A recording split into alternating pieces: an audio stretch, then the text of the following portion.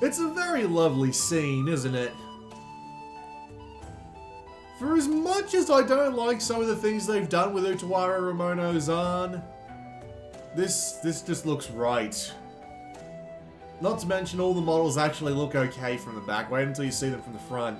Hello ladies and gentlemen, this is Blue Maximo and I'm here checking out Utawarerumono ZAN. This is a beat-em-up spin-off by Tamsoft of the Utawarerumono series, although it's a little bit strange in the fact that it's basically retelling Mask of Deception in an incredibly abbreviated form. As in, it skips like 90% of the content.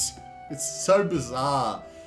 If you've actually played Mask of Deception before, you'll understand what's going on as soon as you dropped in. If you haven't, you'll have no idea whatsoever. It's really, really bizarre. We'll have to get to it. But of course, we're going to have to wander around the settings menu first. We've got a few things we can do here, not too much out of the ordinary. A few adjustable sliders.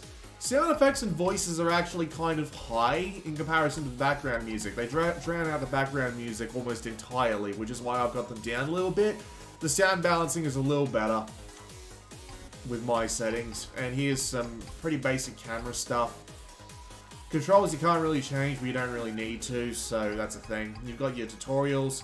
And you've got your background music, which is not only serving as a sort of just, sound test, but you can also listen to them here if you like. We're not going to do that very much, because I'm not going to sit here and let you listen to it, but there you go. You can also set a piece of background music, which we'll get to.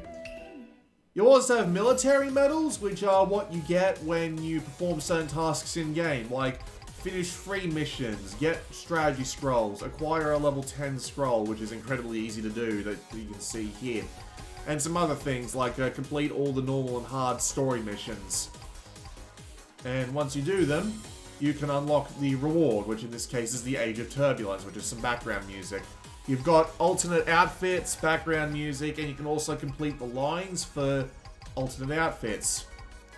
I imagine once you complete them all, something big will happen, but I can't imagine what, considering the circumstances.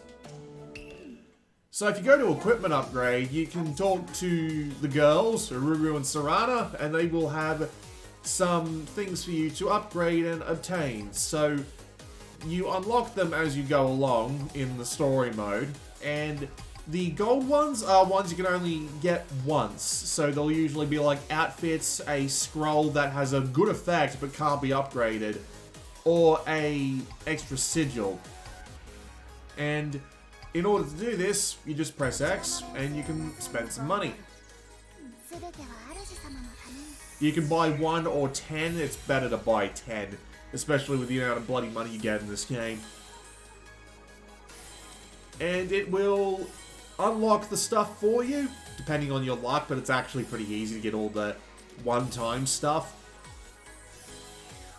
And it will also upgrade the scrolls. The scrolls are equipment for your party members.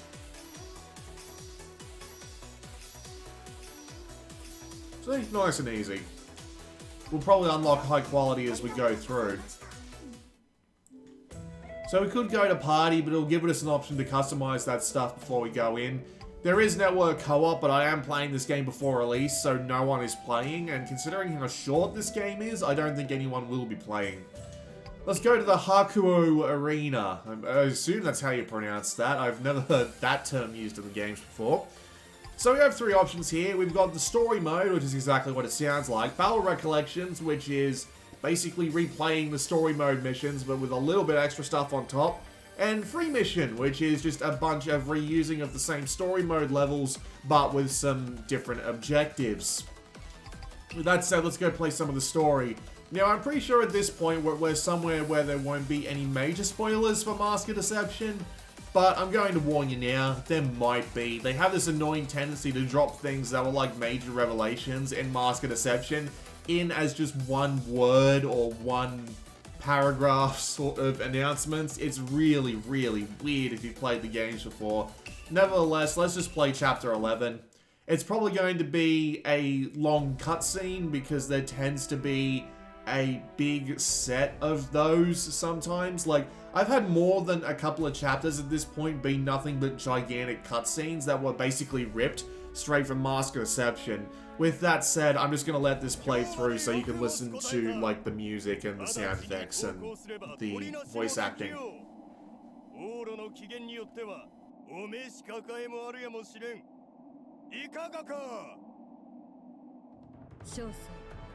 二君に従う道を持たず、ただ民を守る。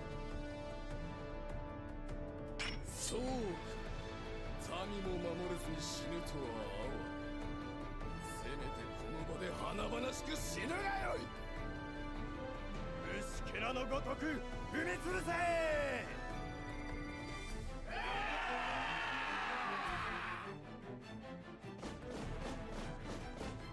あいにく小生、死に美学を感じる。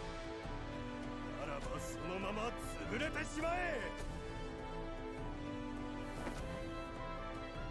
汝ら、これより先に進むことを禁ずる。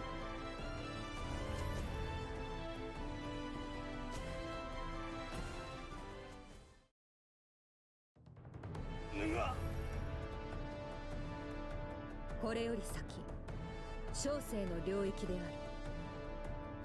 る。命惜しくば引き返せ。なんだ、進める。何が起こっている。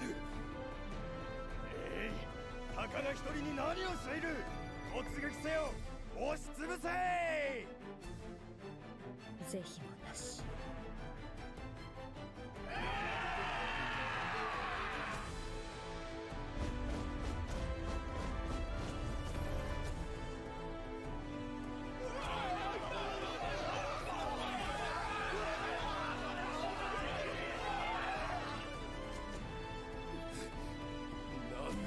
か、そうか。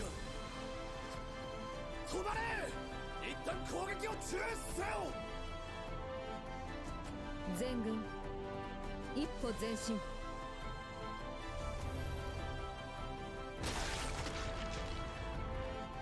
なんだこれは。こんな現実がありえるのか。ありえん。とにかく体勢を立て直さねば。全軍二歩前進。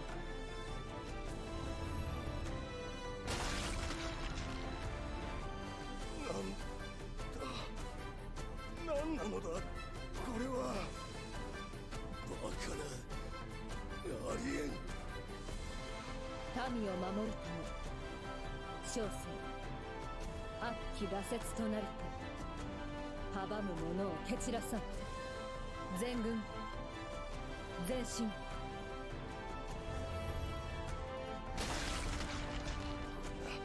ちゃくちゃあるか。引け引け。待て。小爪の銃兵が邪魔で引けぬわ。何をやっておるのだ。逃げ戻る者に命は不要。銃兵突き進め。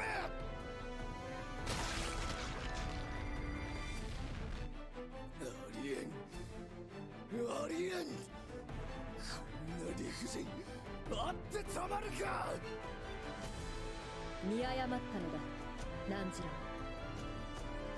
そして触れてはいけないものに触れてしまった。ヤマトの恐ろしさ忘れ果てたというならその身に刻み込んでおくがいい。ふざけるな。勅命である。殲滅せよ。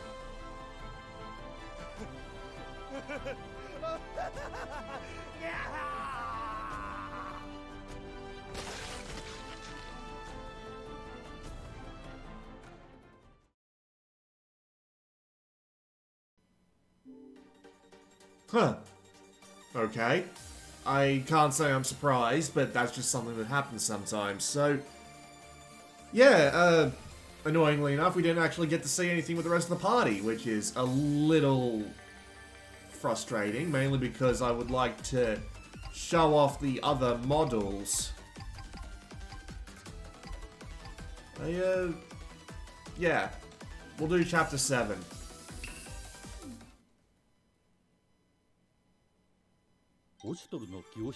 See, notably, I might as well talk over the top of this because I'm going to need to anyway, but you can see here that they even used the original art from Mask of Deception. And then the actual models come in, and they are almost dead on in a lot of places. Like, the outfits are really well done for the 3D models. And you saw Munachika back there. Her eyes didn't look like crazy eyes. But as soon as you see them from here, in front on, we'll be seeing a few of them in the upcoming cutscenes. They look like almost there. But it's the eyes. The eyes are just a little bit off and it throws off the entire rest of the model. See, Nosori looks okay at first. Also, this is how they... hang on, I've got to put it back on automatic. They flap their gums too. It's so strange.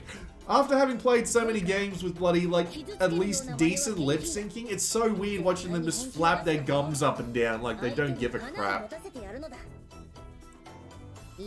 And they're also definitely going for, like, the original poses of the actual art from the games, but yeah. It looks just a tiny bit strange on Nosuri. Wait until you see the rest of the gang, though. I'll hit R1 and skip through this a little bit. Anju looks okay there. But considering she doesn't actually get into any fights, it's a little bit weird. At least, yeah. Here we go. Like, Haku! Eh. Kuon! Oh god, the eyes. And Nekane... Are they just, like, a little too low? Like, Nekane's eyes on the left just do not look right. There are a couple of characters that are kind of like this, and it's so strange. And yeah, when I said they more or less ripped the dialogue straight from Mask of Deception, I wasn't even kidding. Like, some of the lines are full-on one-for-one ripped from Mask of Deception. Like, the one I can think of that matters the most, or at least the one that I remember the most, I should say, is that it was the introduction of Atui, where she says, "You look good from the back, but your face is a consolation prize." Her eyes are just too far apart. It's so weird. But yeah, the lines are almost ripped directly from Mask of Deception. It's so strange. I don't know if they got permission to take the lines directly, or if they basically just retranslated it and it ended up exactly the same anyway, because it's almost identical in some places to my remembrance. And I actually played the game recently, so I actually replayed Mask of Deception recently, so I know for a fact that a lot of these lines are more or less duplicated.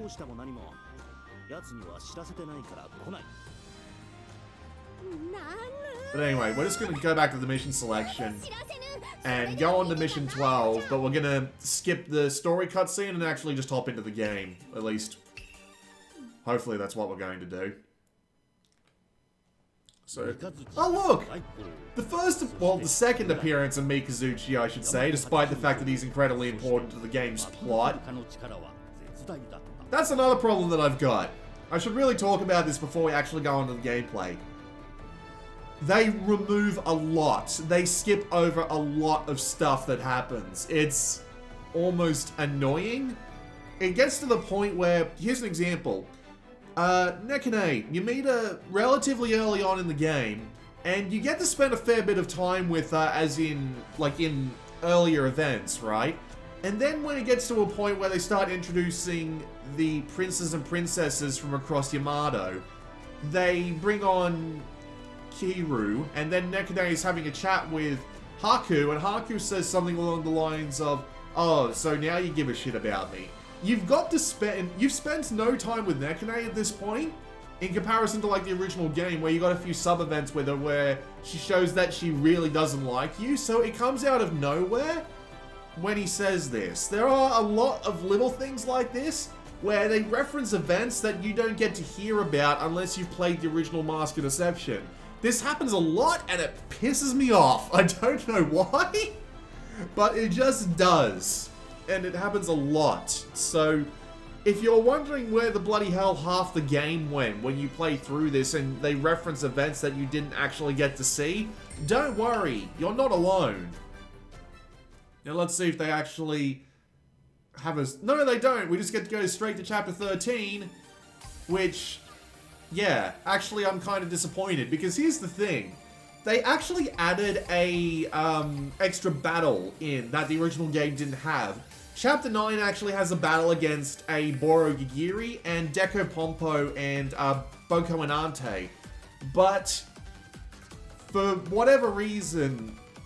Well, like, that battle wasn't there in the original. But for whatever reason, it's just an arena battle. They just gave you a big circular arena. You have to beat the two of them, then you have to beat the Boro Gigiri, which is a giant bug if you haven't played the games. And the Boro Gigiri was so weak that was almost disappointing, especially since you only got 2 characters instead of 4, but I digress. They added an extra battle there, but they didn't add an extra battle where Mikazuchi or even bloody Munachika could have beat the shit out of a bunch of different enemies. But yeah, did they just...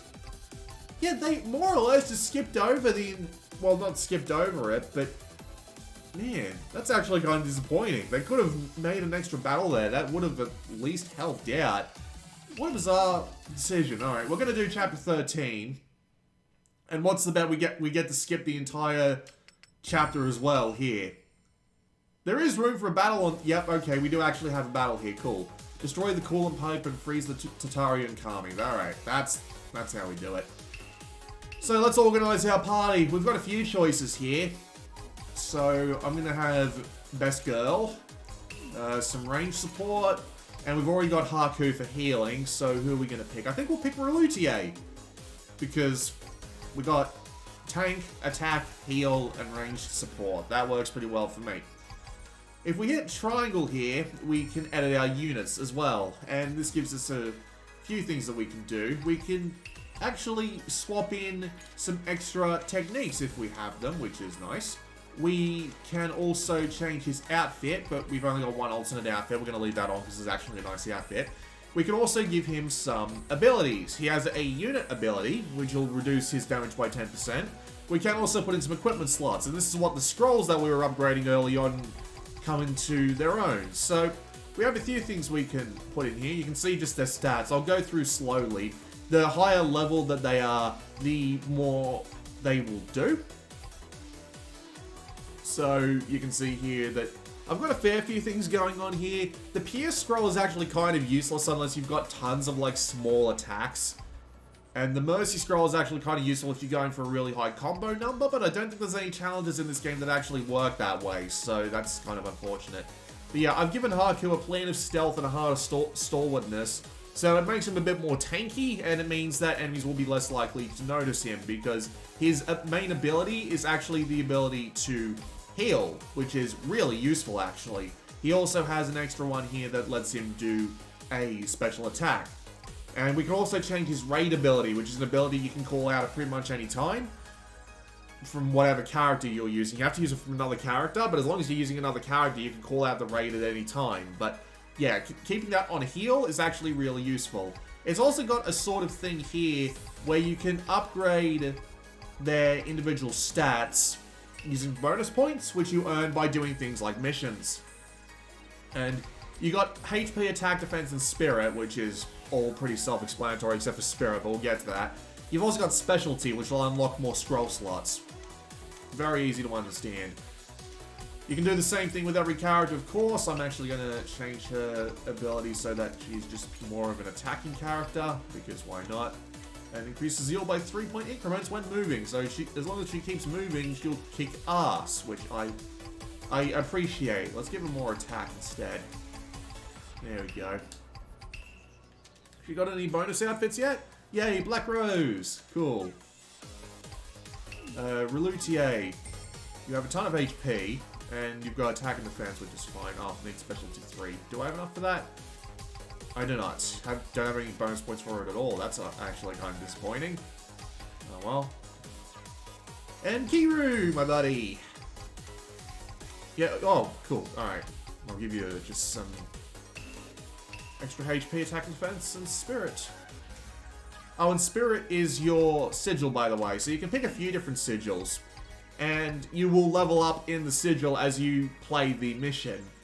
And as you do, you'll get some bonus stats. So for example, for the fire sigil, it will slowly increase your attack, and it'll give you some more attack once you are further on. It'll give you some more attack once you go into Overzeal, which we will demonstrate by deploying. 21 minutes in. Not my slowest one, but definitely a slow one. Okay, cool. So this is going to be an arena fight. I assume we're not actually going to be able to damage the Tatari and Kami, because that's the plot, but there you go.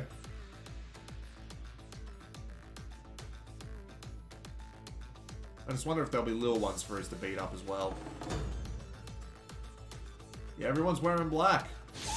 Okay, yeah, we're just gonna beat the crap out of them. That works for me.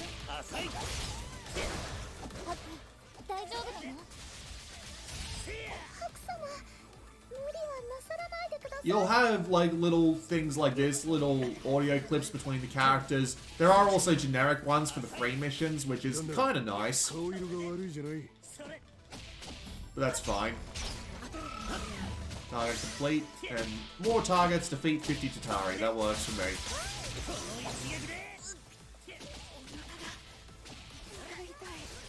Alright, so Utawarerumono ZAN, if you couldn't tell, is a beat 'em up, because it's It's by Tamsoft. If you are unfamiliar with Tamsoft, they made Senran Kagura. They've made several anime-related spin-offs to things like, I believe they made Gintama Rumble. And they are, well, they are also the developer of this, obviously. So, it's very simple, basic beat-em-up stuff. Ouch, ouch. Stop that. Stop that. That's very rude. But yes, they have some very basic controls for you here. Square button is your basic attacks. Hold square and you will do a different sort of regular attack. You can also press triangle for a more major attack while you're in the middle of a chain, or you can do something like just stand back and hold triangle for another kind of attack like that. You can also press circle once that meter in the bottom left has gone up far enough, and it will let you do a chain, which is obviously based off, well, not obviously like games before, but it will let you do a chain based off the chain attacks from Mask of Deception, which is actually one of the things I really like about this game, because they put a lot of effort into making it feel like you're doing a chain from Mask of Deception, especially since you can get if you get the timing right, you get bonus damage, which I appreciate quite a lot. You can do the chains as much as you like. There are also apparently final strikes, but I haven't unlocked them yet. I'm not entirely sure how they work. I thought I would have got them by this point, but then again, this is Mask of Deception we're talking about. You barely didn't get your final strikes until you got towards the end of the game. So we'll just skip this story cutscene as well. And here it is. Tatari and Kami. Very big. But yeah, we have to destroy the coolant pipes now, which are marked on our things by yellow, which are marked on our minimap by yellow dots. There are destruction missions like this that happen a fair bit. Especially in the, what would you call them? In the free missions. Alright, that's one. You can swap between characters pretty much any time by hitting the D-pad. You can also go into Overzeal once you have one full meter, and this will increase your strength in pretty much every area. Nothing too far out of the ordinary. It will last for a limited length of time, but you can also chain this with chains to get more powerful chains out of it.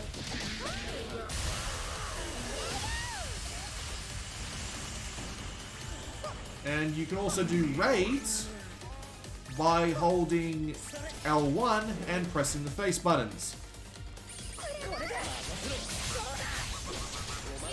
Raids would, as I said before, make them throw out their chains. Basically wherever the hell you might be standing at the time. Which is very useful. And you can see in the bottom left when they're ready to do their raids again. There we go. Is that the end of the mission? It's gotta be close. Yep, that'll be it. Missions in this game are incredibly short.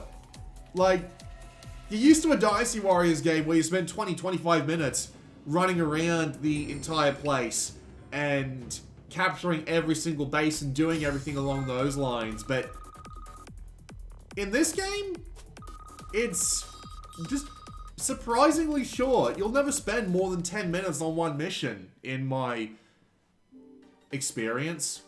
Oh look, that's a spoiler. I'll do you a favor and I'll back out so that you don't have to deal with that if you are used to, if you want to actually play, what's it called? Oh, I actually have to complete chapter 14 if I want to do more free missions. That's a little unfortunate. So, free missions are basically just extra things for you to do in levels that you've already seen. So we're going to do Den of Wickedness. And we can edit our units freely. So what I'm going to do is I'm going to hang on. Organize party. Come on, thank you. And we'll do a random composition. We'll do it again. That's better. We'll swap her out to Oogie though, because why not? I would edit them, but I don't think I need to. The game's not that hard, honestly. Alright, so... Oh, we'll put Earth... Oh, no, actually... Yeah, we'll keep the Earth sigil on just to be safe and we'll deploy. There are also some things that come up in free missions that won't come up in regular gameplay, at least originally, when you first go through. You see, these missions have sub-missions to them. And the sub-missions are just little optional missions that come through when you are playing through the normal missions. So, you'll see shortly, it'll make sense in a minute. We just have to beat the crap out of these dudes. So, all the characters do definitely feel like the original characters that they're based on. Their combat styles are obviously based on them, but there is some really neat little things going on if you actually like the characters. Jack the Wolf, for example, doesn't have a set of heavy attacks. He actually has a... Oh, hey, it's Mosnu. Bit weird to see him so early, but there you go. Wait, is he gonna run for it? No, he's not. He's just gonna stand there and take it because of course he is. That's what he always does.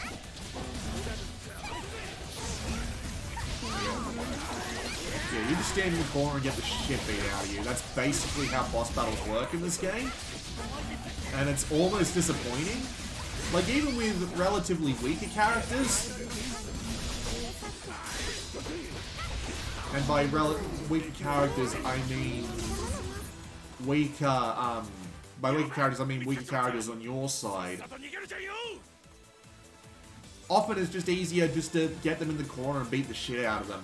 Now, we're not going to go for that because the message said there's a sub-objective for us, so we're just going to go and have a look around for that. It's here somewhere. There it is. Oh, there he is again. Okay, sure. But yeah, as I was saying, where is he? He's down there. Kick his ass. I'm gonna swap to Oogie for this one.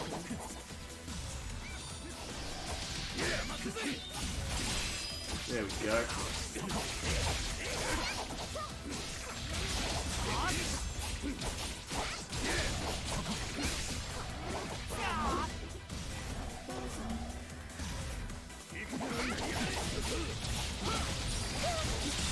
Yeah, even with weaker characters, it's easy just to get stuck in a corner and just beat on it. They do have that little meter that prevents them from taking damage until you've dealt a certain amount of damage, but, I mean, it really doesn't help them much. As I said, the game is pretty easy, but I'll finish talking about the characters first. And considering that they've got their own final strikes in this game, which is actually pretty cool, it definitely shows that they put some effort into at least constructing the characters and how they play. Although it does definitely have that Tamsoft problem where, outside of a couple of unique circumstances like Jack DeWalt's parry, or the fact that, say, Ururu and Sarana are actually really fucking slow and hard to control in most cases, it makes it so that a lot of characters do definitely feel pretty similar. Looks like we might actually be in some danger in this one, which is interesting. Alright, we're going to try and get that shield off first before we just raid him with everyone again. Come here, Mosnu. Ow, ow, ow. Thank you. Now, lock on and we raid with everybody.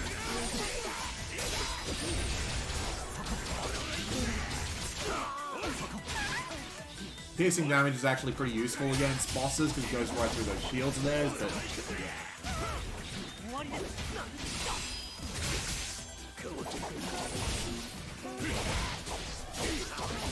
there we go. Wonder if there's another submission for us.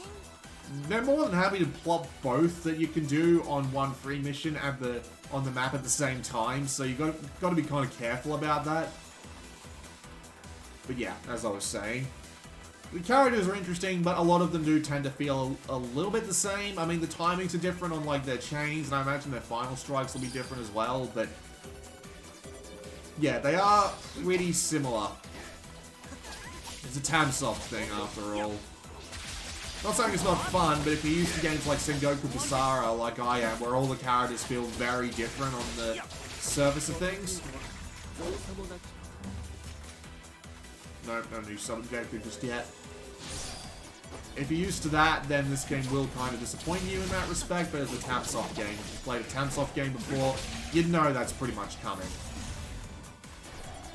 The overall difficulty is really easy, too. Like, they give you a bunch of extra lives that you can spend by not getting to your friends in time if they run out of health. They'll go down and you can go over them for like 30 seconds and pick them back up. Here's the thing though, I've never had to do that, and I'm not entirely sure when you're supposed to. New sub-objective, okay. I'm willing to bet it's back over where we were, but we'll have a look down here just to be safe anyway. Oh, no, there it is. Is it going to be Mosnu again? How did I guess?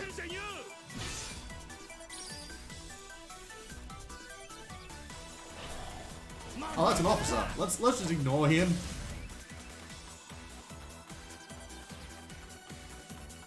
And that's another officer. He's probably back upstairs.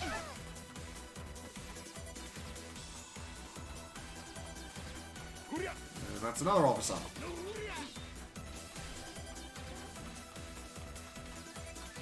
And there's Mosnu. So I was half right. But yeah, as I was saying, the game is easy. Like, honestly, it's almost too easy. I mean, they do give you the opportunity to replay story battles with, they do give you the opportunity to replay story battles, but on a higher difficulty. In this case, hang on, let's swap with the girls. Try and beat the shit out of them as much as humanly possible. They do a stupid amount of damage. It's almost insane.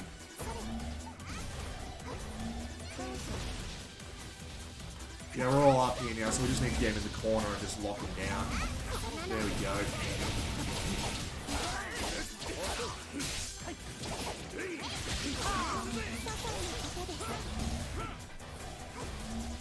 But yeah, you get multiple extra lives, massive amounts of opportunities to get your guys back up. And they also let you revive dudes via healing chains. So this is why I usually bring Haku along with every party, because all he needs to do is get on top of them and do his healing chain, and they're right back up. It's very simple.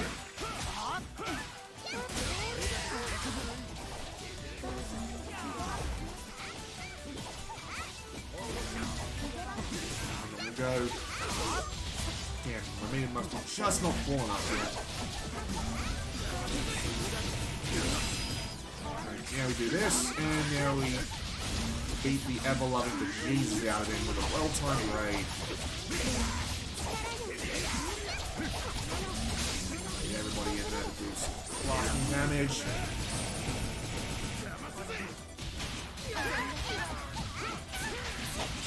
But yeah, the game is so simple that you don't really need to worry about any kind of difficulty whatsoever.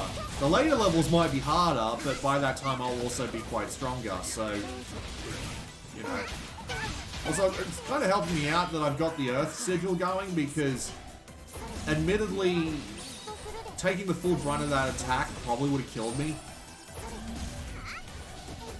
Excuse me.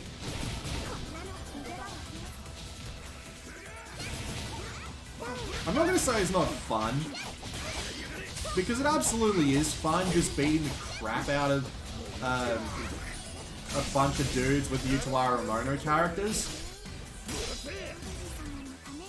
I'm just saying, though, it's really would do to be harder. Oh god, we're fighting him again? Oh, he's behind us. Oh, no, he's in front of us, so we're just facing the wrong direction.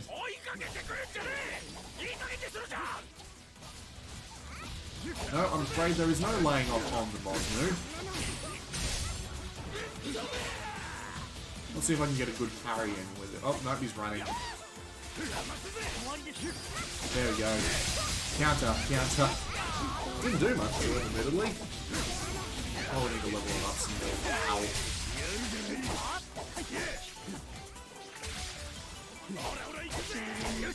Counter success. Counter success! Still didn't hurt him that much. Of course it did. Alright. Raid, get in there. Beat his shit.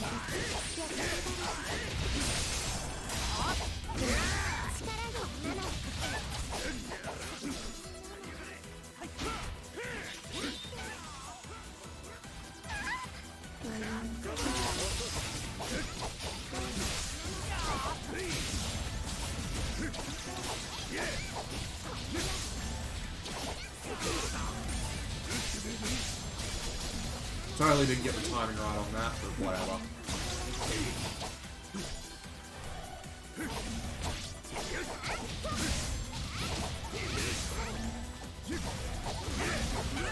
And this is pretty much all it is. I mean, one thing that the game's got working against it is that the mission design in it is very repetitive. You're very often just going to a place, killing some dude or some... Yeah, you're going to a place which is, you know, like the little circles that have the exclamation points on them. You're killing something when you get there, and then you're going on to the next thing. The mission design is very repetitive, and the levels, while they look good, are very similarly laid out in the sense that they're just a bunch of corridors connecting more open areas to fight in, for the most part. There is one kind of level they introduced, which was a chase level, which I've only seen once, which was a really interesting concept, actually, where you basically just have to run the fuck away from something that in the original game would absolutely wipe the floor with you.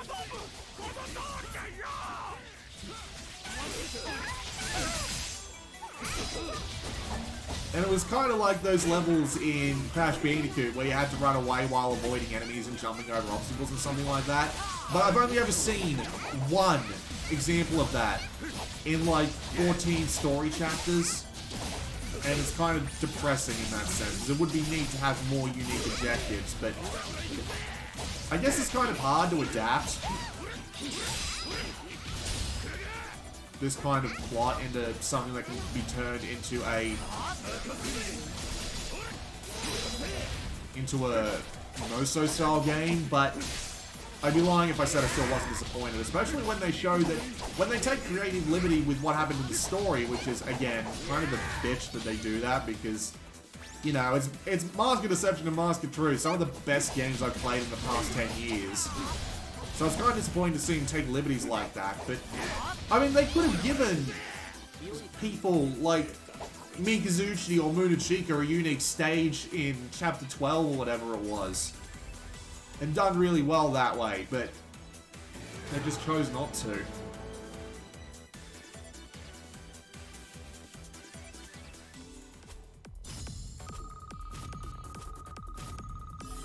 Alright, so we got Yeifuji? Is that a scroll? Forward March, which is some background music.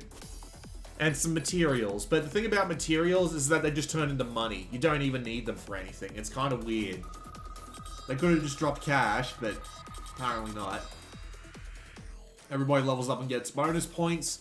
You actually get a ton of bonus points for playing free missions, but, I mean, there you go. And some of them can be a little bit strange, but, yeah, we got... Complete this mission to unlock high-quality upgrades. Yeah, let's do that.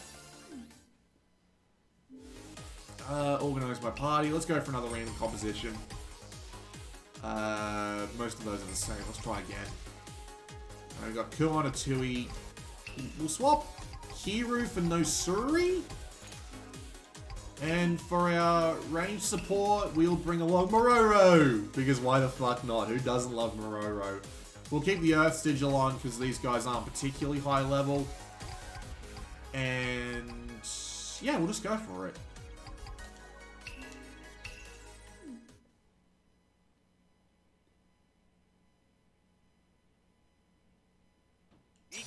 Oh yeah, they've even got latent criticals. That's cool. Like from the game where they were hidden ones where you could press at the right time without any sort of prompt on screen and get an extra hit in. And some of the attention to detail in this game is great, which makes me so disappointed at the places it fails. Like the models just being ever so slightly off, the story being cut down so thoroughly, the gameplay being much too easy. Not to mention taking some creative liberties with the original plot, but not taking others to get some really cool shit happening. That's disappointing. And I'm guessing our sub-objectives are going to be so fucking easy to see. Alright, objective, please. Oh!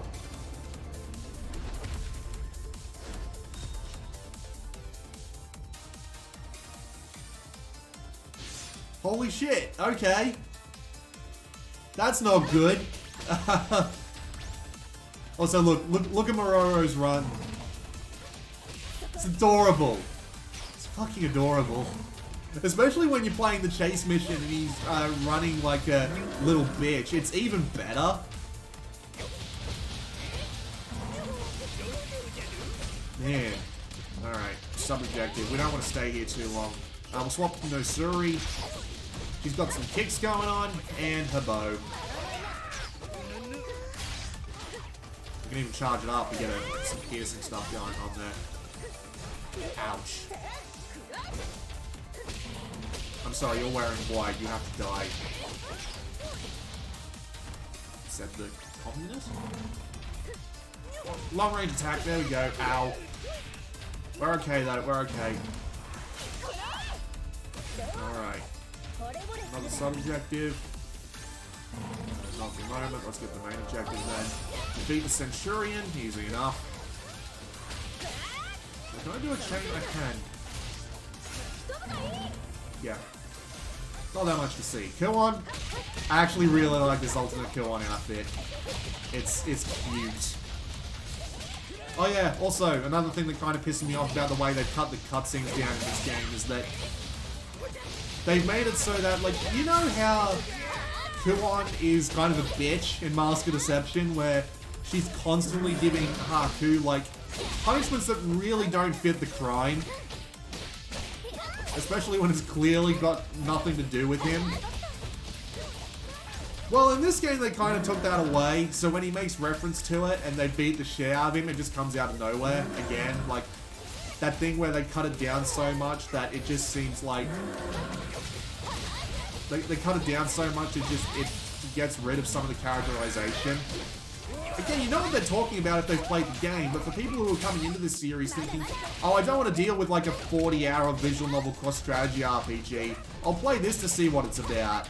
And they get basically none of the characterization that makes this series really special, because they just go and completely skip it. That's got to be the worst thing about it. I feel bad for anyone who plays this first and doesn't get exactly why it's special. And even worse, gets spoiled on all the really cool stuff because they played through this and they dropped like half of it just out of nowhere. Alright. Withstand the enemy force's attacks for 60 seconds. Easy enough. Performance for the most part is fine. I have seen some drops here and there, but like nothing that's game breaking. Mororo, my dude. He does still have all his weird like speech patterns and what have you.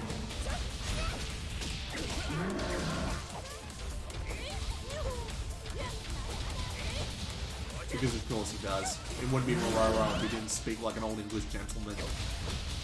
Well, not even an old English gentleman. Like, I don't even know what the fuck he speaks like, but still, he's not Mororo if he doesn't speak weirdly, and he does.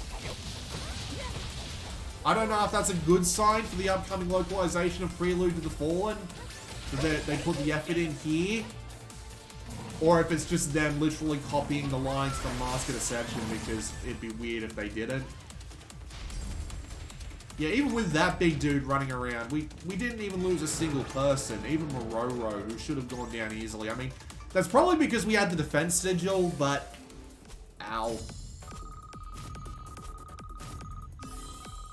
Yeah, I just got like 40,000 sen, so... I've got more than enough money to spend on the upgrades they got going on. Everybody got a little bit of level up. And I unlocked the trophy.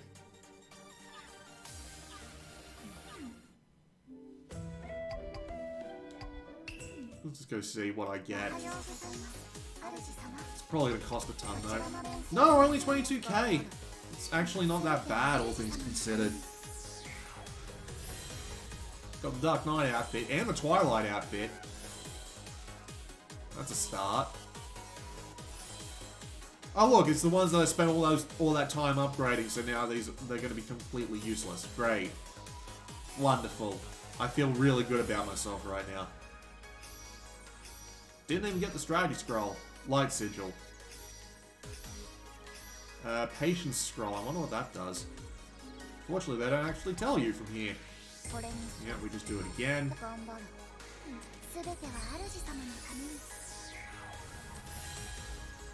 Heart of Perseverance, Heart of Perseverance, Heart of Bravery, Heart of Stalwartness, Plan of Stealth. There's the Clear Skies outfit.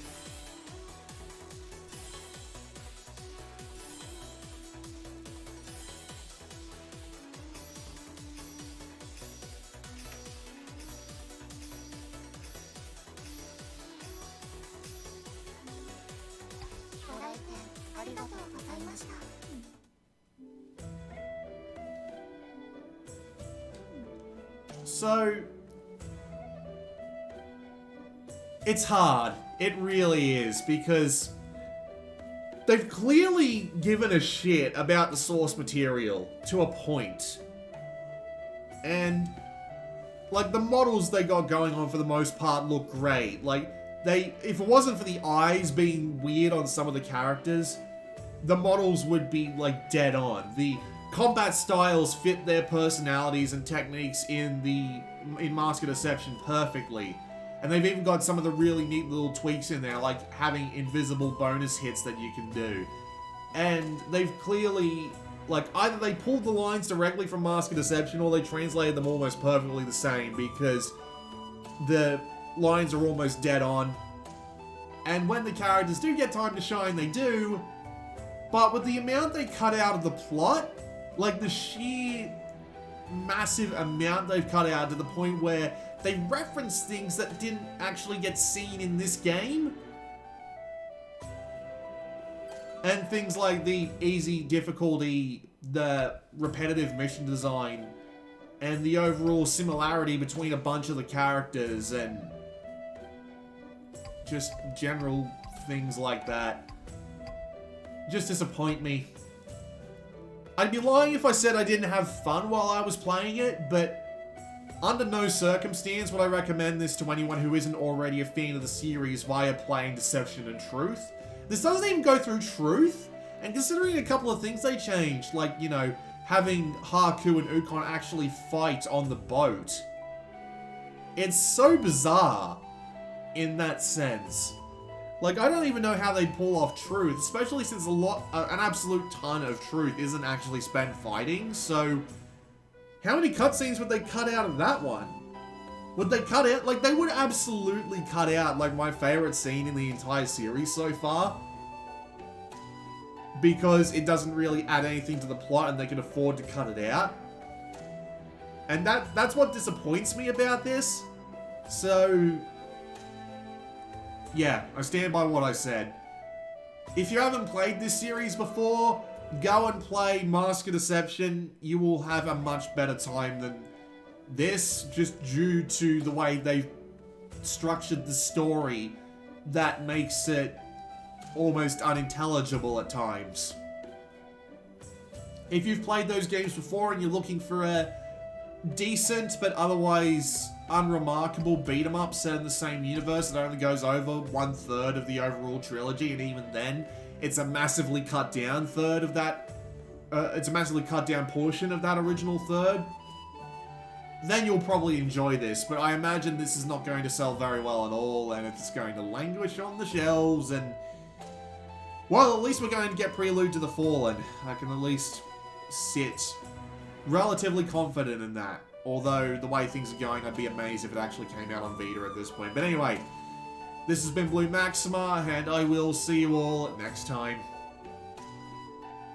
Oh, I almost forgot to mention something.